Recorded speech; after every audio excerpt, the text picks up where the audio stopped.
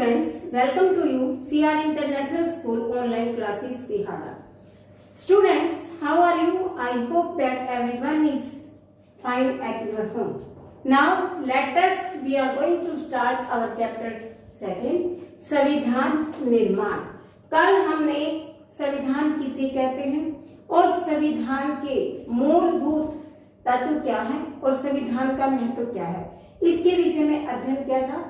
आज हम पढ़ेंगे कि भारतीय संविधान कैसे बना, इसका निर्माण कैसे हुआ, किस तरह से किस प्रक्रिया के फलस्वरूप हुआ।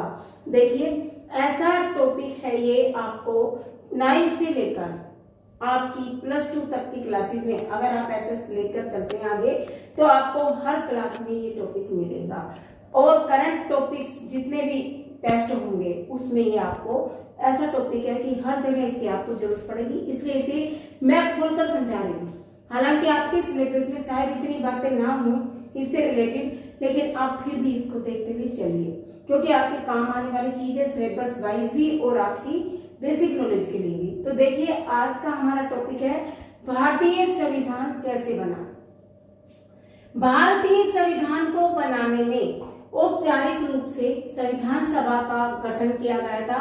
अविभाजित भारत में जो सबसे पहले संविधान सभा का गठन किया गया था, ध्यान रखना उस समय भारत विभाजित नहीं था।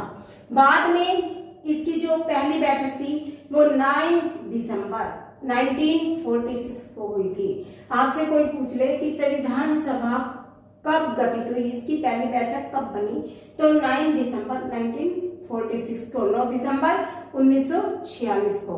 उसके पश्चात इसकी दूसरी बैठक हुई कब, 14 अगस्त 1947 को।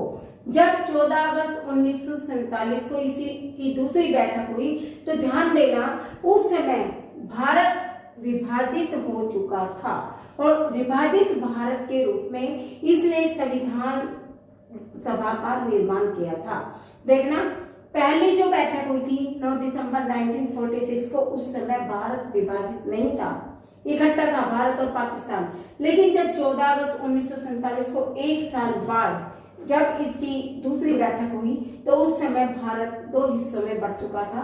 कौन कौन से 2 हिस्से, भारत और पाकिस्तान। इसीलिए उस समय हम ये कह सकते हैं कि भारत और पाकिस्तान के बंटने के कारण इसे विभाजित भारत कहा गया और इसकी दूसरी बैठक 1947 में हुई, 14 अगस्त में हुई। ठीक है, अब उससे आगे ऐसा ही नहीं है कि संविधान को जब बनाया गया तो जो बैठक होती है उसमें कोई भी व्यक्ति आप और हम जाकर भाग ले ले, ऐसा नहीं था।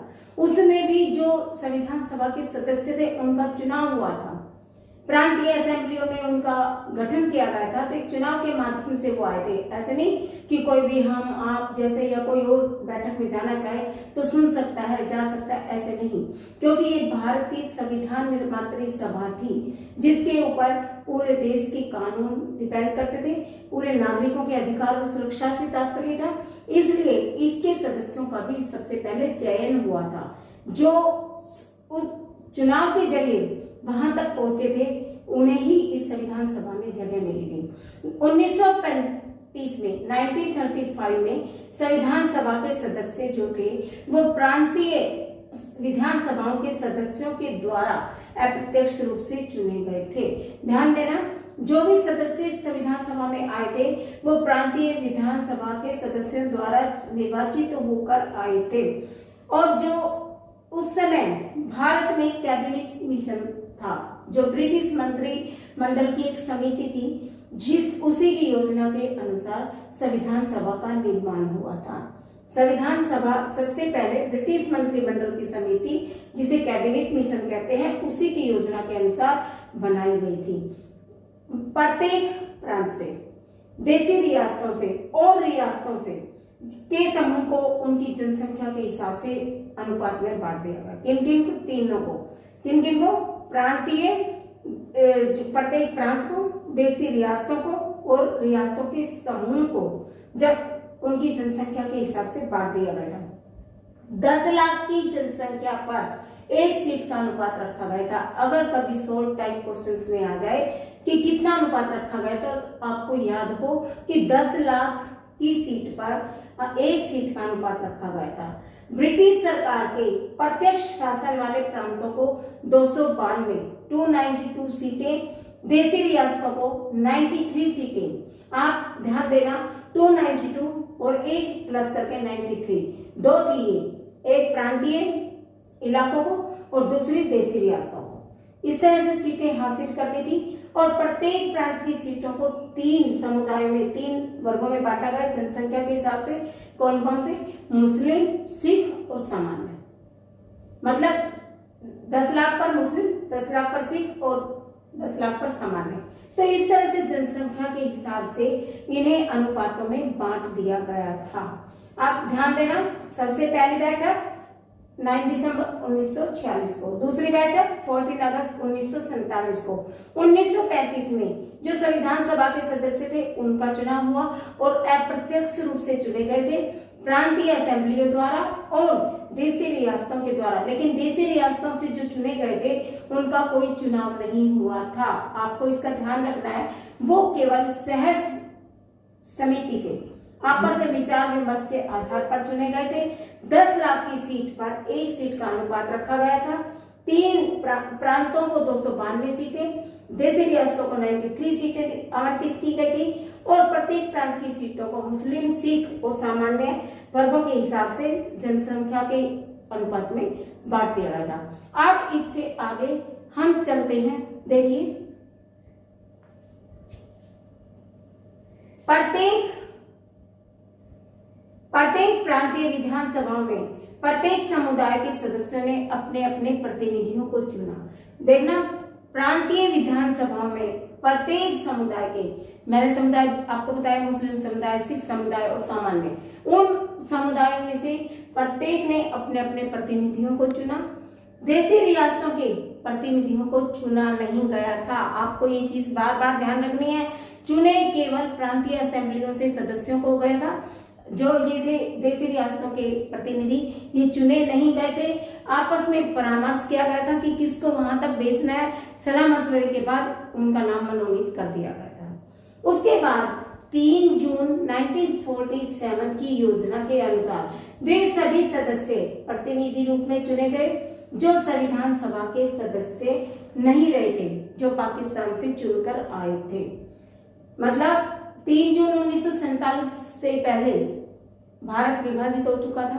उसके बाद जो पहले जब विभाजित भारत की सभा हुई और उस समय दोनों का जो अनुपात रखा गया था उससे सदस्य चुन लिए गए। लेकिन 3 जून 1947 की जो योजना बनी उसके अनुसार जो सदस्य प्रतिनिधि रूप में चुनकर आए थे उन्हें संविधान सभा का सदस्य नहीं माना गया। क्यों नहीं माना गया?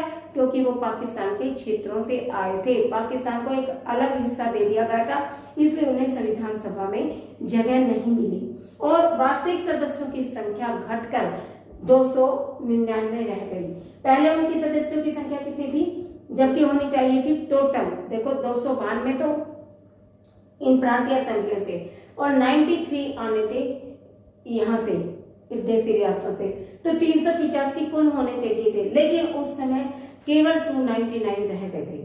पारित होने के समय कुल 284 सदस्य ही संविधान सभा में सम्मिलित थे, जबकि होने चाहिए थे 292 प्लस 93 385, लेकिन रहे कितने? 284। पारित होने के समय आपको इतना ध्यान रखना है कि 284 सदस्य संविधान सभा में थे, उन्हीं के हस्ताक्षर लिए गए और उसके बाद संविधान पारित हुआ। संविधान पारित हुआ 26 नवंबर 1949 को। ध्यान रखना है, दोनों की डेट सेम है, 26 नवंबर और 26 जनवरी। 26 नवंबर 1949 को हमारा संविधान पारित हुआ, सारा संविधान बन चुका था और उसके बाद इसे लागू किया गया 1 साल बाद 19 और इधर से भी देख लो, अगर आपको ध्यान न रहे तो 2 महीने बाद, महीनों में 2 महीने बाद, साल में 1 साल बाद 26 जनवरी 1949 को पारित हुआ, 26 नवंबर 1949 को पारित हुआ और 26 जनवरी 1950 को लागू हुआ। इस तरह से संविधान सभा बनाई गई थी। ऐसे नहीं कि संविधान सभा में कोई भी सदस्य जाकर बैठक में भाग ले सकता था। क्योंकि ये देश के लिए बहुत महत्वपूर्ण फैसला था, इसलिए उसमें गिने चुने सदस्य रखे गए थे और सदस्यों को भी प्रांतीय असेंबलियों और देशी रियासतों के हिसाब से बांट दिया गया था और रियासतों के हिसाब से। अब देखो, प्रांतीय असेंबलियां जो थी वो तो प्रांतों के हिसाब से प्रतिनिधि चुनकर आ गए, लेकिन जो देशी रियासतें थी, जैसे कि राजा महाराजा का शासन था, उस समय मुगलों का शासन था, तो देशी रियासतों को उनमें शामिल किया गया। और रियासतें वो थे जो केवल अंग्रेजों के अधीन थे, मतलब अंग्रेजों की शासनता को स्वीकार कर लिया था। जैसे अंग्रेजों ने कई उपाधियां दी, राव की, बहादुर की, इस तरह की उपाधियों को उन्होंने मान लिया था। अंग्रेजों के नीचे रहकर काम करते थे, उनको रियासती क्षेत्र बोले जाते थे। देशी रियासती राजा महाराजाओं के क्षेत्रों को कहते थे और प्रांतीय असेंबलियों से जो प्रांतों के हिसाब से क्षेत्रों से चुनकर आए थे उन सदस्यों को कहा गया था। इस तरह से हमारी संविधान सभा का गठन हुआ था।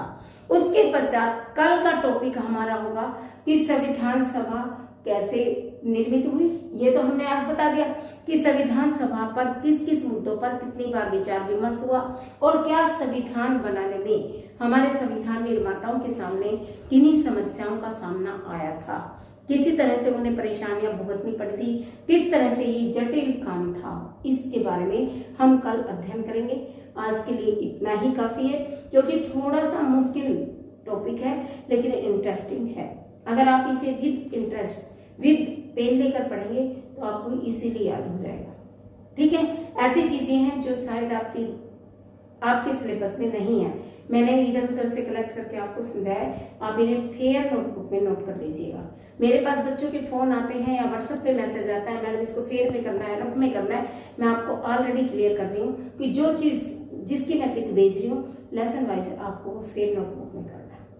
कितने पेज भर जाएंगे? 2 पेज एक पिक के, आपके कभी ना कभी कहीं ना कहीं काम आने वाली चीजें हैं। ठीक है, okay, thank you very much. कल मिलते हैं आपसे।